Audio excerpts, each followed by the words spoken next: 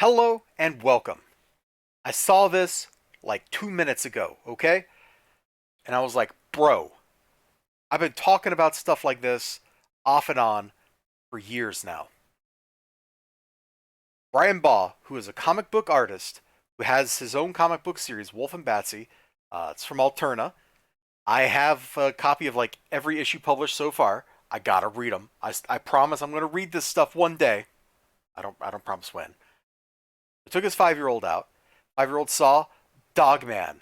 I did not introduce it, did not even point it out. We were at Target. She saw it, zeroed in, was hooked, and begged me to let her get it. Since it was okay, she was reading in the store the whole way home and all evening.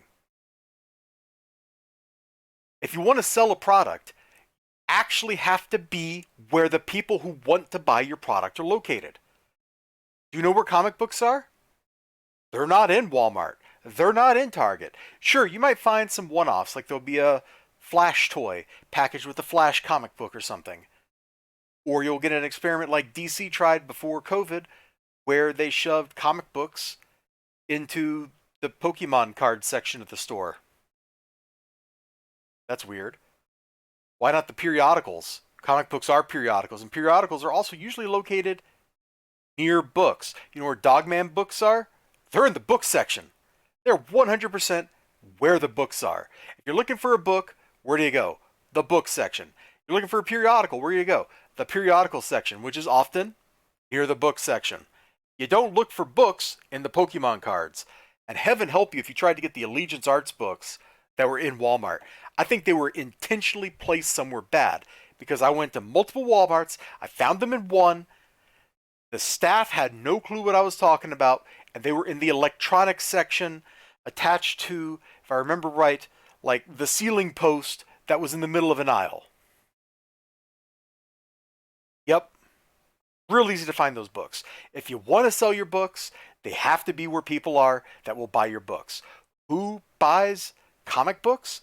Well, up until, say, 1990 or so, comic books were bought by kids. Now, the word kids has a wide definition, but generally like 8-year-olds or something up to like 15-year-olds. Like that was the demographic that bought a lot of comic books. That started changing as the 80s rolled into the 90s. The comic book population got older, and that seems to be mostly the last generation that bought what we commonly refer to as comic books, i.e., products from Marvel and DC and independent publishers in the floppy format. Here, example, floppy format. Here you go, see?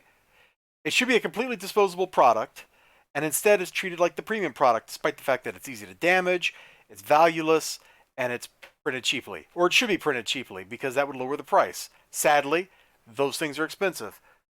20 pages of that material is like $5 or $6. You know what Dogman costs for like 100 pages? $15. You know what a manga in a little trade paperback costs? Ready for this? Like $15 for 100 pages or more of material. So, from a value proposition, these bound volumes that are in the book section are better than the floppies. They're also more available because this is in Walmart over here. You know what's not in Walmart generally? This stuff. Now, briefly, DC did put books in Walmart. You know where they put them? Not in the book section. They shoved them in the Pokemon card section. You know where Allegiance Arts put their books in Walmart? Nobody knows. I only found them in one Walmart. They were in the electronics section, stuck to like the support beam that was supporting the roof in the middle of an aisle.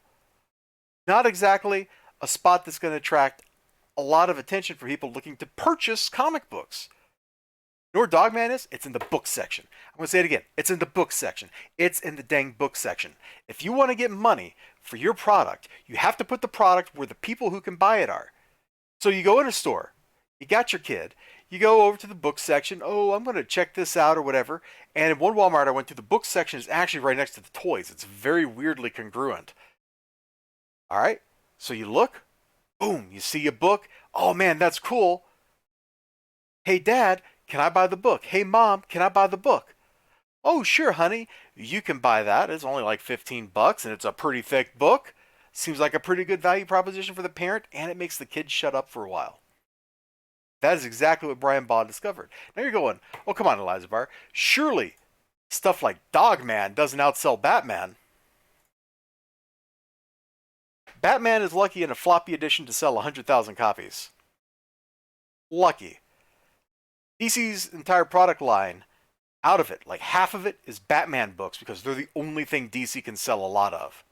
And the definition of a lot has been steadily decreasing from year to year to year outside of gimmicky events and relaunches, which is why they keep doing number ones and shocking content like Let's Kill Alfred. Because they're chasing that high like a drug addict. You know who's not chasing that high? Dave Pilkey. He sold, what is this, like 3 or 4 million copies of various Dogman books and other assorted things that are related to that? Scholastic absolutely eats DC and Marvel's lunch. Absolutely. DC and Marvel cannot compete with this. Manga is another section of the market that is steadily growing because there's a million different kinds of manga. You've got like your shonen mangas, you got sports manga, slice of life manga, all kinds of stuff. And while there are comic books that exist that cover a lot of those topics, guess what? They sell like 10K units. If they're lucky. More likely, they're on Kickstarter selling 300 copies if they're lucky. Dave Pilkey don't got to worry about that. Dave Pilkey, and I hope I'm pronouncing his name right, he just makes books. They sell like hotcakes.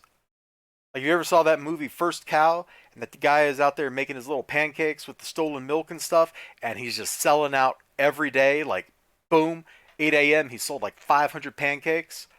That's Dave Pilkey. He's like the comic book dude. He is outselling everybody all on his own. He is the comic book industry, effectively.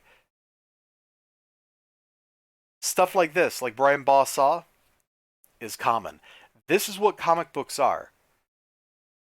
And if you want to sell your comic book in those kind of numbers, you got to get into Walmart and other bookstores. You got to have that distribution. It has to be out in front of people, and your book has to be priced at the price where you can actually sell it, where the value proposition is good enough that it can become, if not an impulse purchase, because let's be honest, $15 is probably not an impulse purchase, at least good enough that the parent thinks, hey, I'm going to get at least one quiet night out of this book. And suddenly, you got to sell. All right, you all take care of yourselves. You have a great day, great night, great whatever you got going on. Hope to see you again next time. Until then, bye-bye.